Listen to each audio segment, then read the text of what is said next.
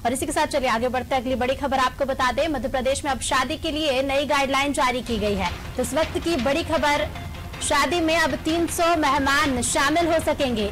1.5 साल में पहली बार इतनी बड़ी छूट दी गई है। मध्य प्रदेश में शादी के लिए नवंबर दिसंबर में शादी के लिए 16 मुहूर्त रहेंगे। रात 11 बजे से सुबह 6 बजे तक नाइट कर्फ्यू लागू रहेगा। शादी के लिए एसडीएम से परमिशन लेना अनिवार्य रहेगा। प्रदेश में शादी समारोह के लिए नई गाइडलाइन जारी की गई है। 300 मेहमान अब शादी समारोह में शामिल हो सकेंगे।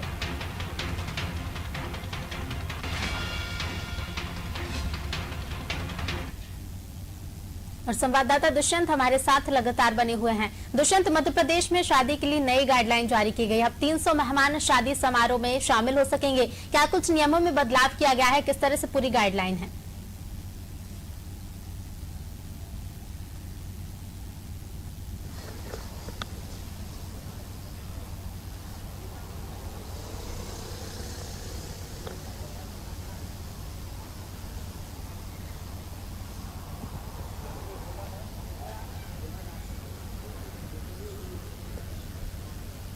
देखिए, गृह विभाग द्वारा एक गाइडलाइन जारी की गई है और उस गाइडलाइन के अनुसार अगर बात की जाए, आगामी दिनों में जब शादी का मुहूर्त लगातार बनेंगे, क्योंकि 15 तारीख को जब देवउठनी 11 होगी तो उसके बाद से ही शादी के जो समारोह है वो भी शुरू हो जाएंगे। और इस बात को ध्यान में रखते हुए प्रशासन ने एक गाइडलाइन जारी की है, जिसके तहत ये कहा गया है कि 300 मेहमान जो है शादी समारोह में शामिल हो सकेंगे।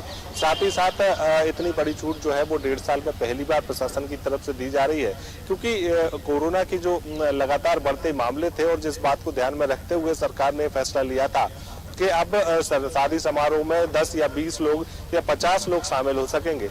लेकिन अब जब कोरोना का काला साया हटता हुआ नजर आ रहा है, तो इस बात को ध्यान में रखते हुए और उन लोगों पर भी विशेष ध्यान देते हुए जो लोग मैरिज गार्डन का संचालन करते हैं या फिर शादी समारोह का आयोजन करते हैं, तो उनको उनके व्यवसाय को आगे बढ़ाने के लिए पूरी छूट दी गई है, ताकि कहीं ना कहीं आर्थिक गतिविधियों को बढ़ावा मिले। और सरकार का जिस तरीके से ये देखने में आया कि सरकार को राजस्व की भी हानि होती है, तो उस हानि को कैसे उसकी भरपाई की जा सके, इस बात को भी ध्यान में रखा गया है।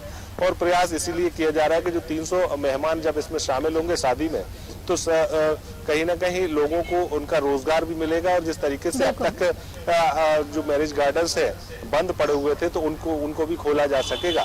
साथ ही साथ जब गाइडलाइन जारी की गई तो इस बात को भी ध्यान में रखा गया है कि जब बारात या शादी होगी तो उसके लिए अनुमति जरूरी होगी और एसडीएम से इसकी अनुमति लेनी पड़ेगी।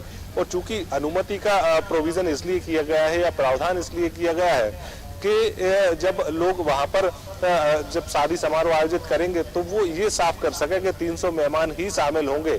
उससे ज्यादा शामिल होंगे तो कहीं ना कहीं कार्रवाई जैसी तलवार जो है वो भी यहाँ पर लटक सकती है। तो इस बात को ध्यान में रखते हुए ये फैसला लिया गया है कि जब शादी और बारात आयोजित की जाएंगी तो उनको एसडीएम की परमिशन की आवश्यकता होगी। साथ ही साथ जो गाइडलाइन जारी की गई है कि रात 11 बजे से सुबह 6 बजे तक जो नाइट कर्फ्यू लागू किया गया है, तो उस नाइट कर्फ्यू का भी पालन शादी समारोह में भी करना होगा। अगर नहीं किया जाता है तो कार्रवाई उनके खिलाफ भी की जा सकती है।